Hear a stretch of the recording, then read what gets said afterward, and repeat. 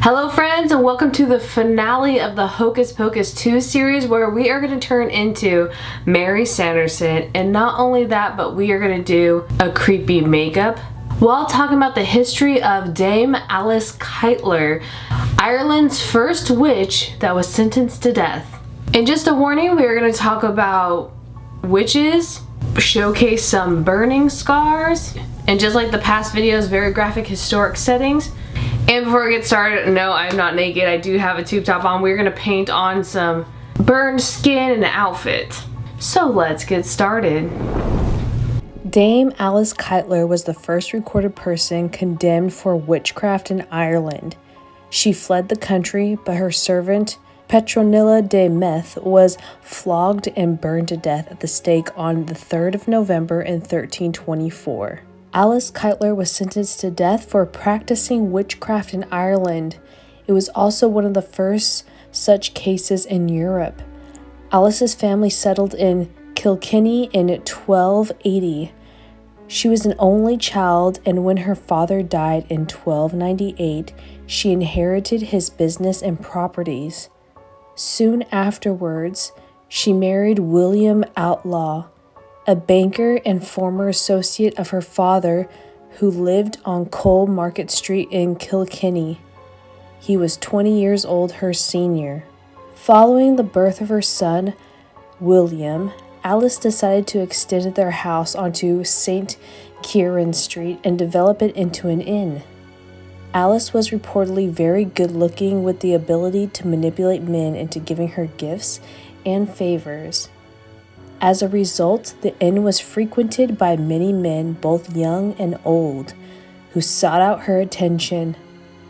Rumors about Alice performing satanic rituals and rites began around this time. Following the sudden death of her husband under mysterious circumstances, it was rumored that before his death, he had forced open a press in the basement of their home. It was claimed that the cupboard contained an array of witchcraft paraphernalia, including eyes of ravens, worms, nightshade, and a dead man's hair, all cooked up in a pot made from the skull of a beheaded thief. Within months of being widowed, Alice married another banker, Adam Leblond from Callan, who already had a number of children. It is believed that the couple had a daughter named Basila. In 1310, Leblond died as a result of a drinking spree, and like her first husband, he left Alice with a wealth of money and property. Her son and business partner William once declared that he was guarding 3,000 euros of their money. A laborer at the time earned approximately a penny a day, so Alice was a very wealthy woman.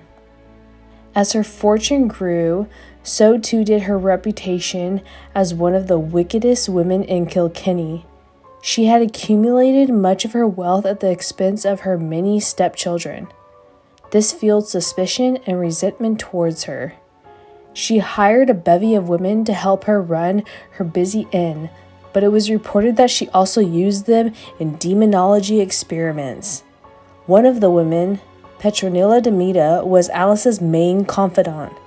In 1311, Alice married again. Her third husband, Richard de Val, was a wealthy landlord who owned many properties in and around Clonmel. Despite being in his prime, following their marriage, Richard's health slowly began to decline. He died one evening after feasting on a lavish meal.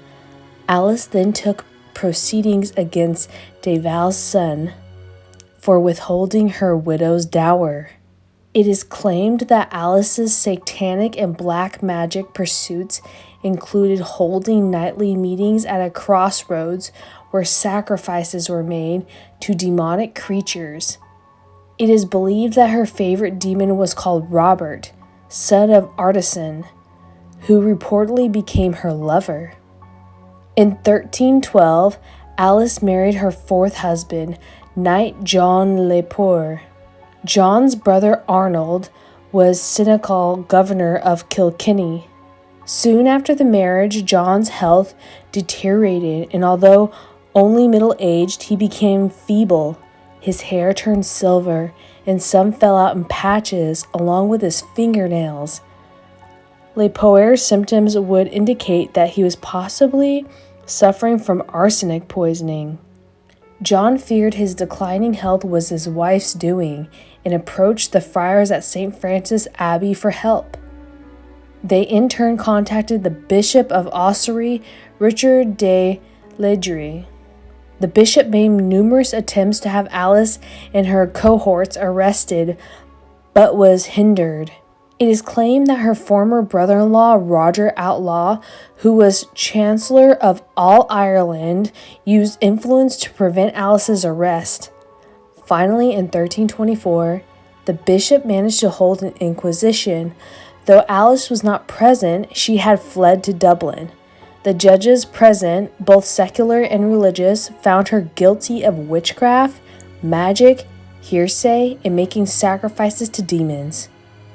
Alice and her coven of witches were excommunicated from the church and were to be handed over to secular authorities for further punishment. The bishop also summoned Alice's son to appear on charges of hearsay and protecting hierarchies. William was friends with cynical Arnold Lepore, who was the Lord of the Liberty. To block the bishop, Lepore had him arrested and imprisoned in Kilkenny jail for 17 days. This was a bold move, as laying violent hands on a cleric was not only illegal, but also a sin that could only be absolved by the Pope. John Darcy, the Lord Chief Justice, traveled to Kilkenny from Dublin and had the bishop released. Darcy also examined the details of this inquisition and found them to be correct. Alice and her followers were sentenced to be whipped through the streets while tied to the back of a horse and carted, and Alice herself was to be burned at the stake. William confessed to the charges against him and was imprisoned in Kilkenny Castle. Under influence from William's many powerful friends, the bishop sentenced him to penance and released him. He was obligated to hear 3 masses a day, to give food to the poor, and cover the roof of St. Chance's Cathedral in lead. When he failed to complete his penance, he was imprisoned again and released only when he swore to make the trip to the Holy Land. Alice, aided by Roger Outlaw, fled from Dublin to avoid her sentence. Her handmaiden Petronilla was burned instead to placate the large mob that had gathered to watch the gory spectacle on the 3rd of November in 1324. In vain, she cried out for Alice to come to her assistance. It is thought that Alice fled to either England or Flanders. William did finally cover St. Chance's roof in lead, but in 1332 the roof collapsed under the weight of it. It has been suggested that he purposely used too much lead to make it collapse in retaliation for the treatment him and his mother had received.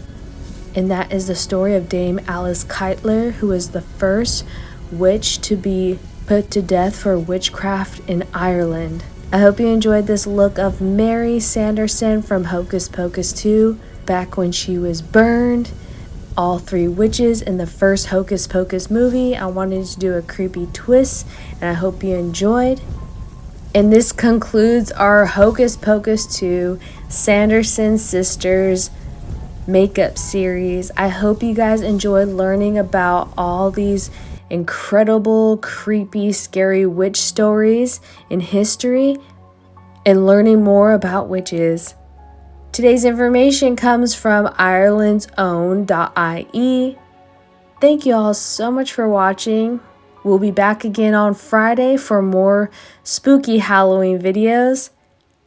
And I'll see you then. Bye.